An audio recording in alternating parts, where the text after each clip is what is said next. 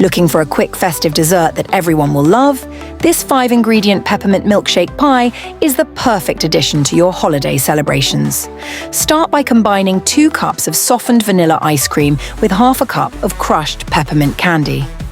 Gently fold the mixture together until well blended. Next, pour the mixture into a ready-made 9-inch chocolate pie crust. Smooth it out with a spatula for an even layer. Now, spread 1 cup of whipped topping over the ice cream layer, making it creamy and light.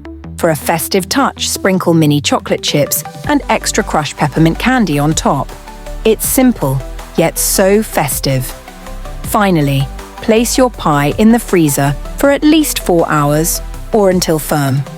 Once it's ready, slice it up and serve. This peppermint milkshake pie is creamy, minty, and absolutely perfect for the holidays. It's easy, delicious, and ready to impress. Try it out and let the celebrations begin. Don't forget to like, subscribe, and check back for more quick and festive recipes.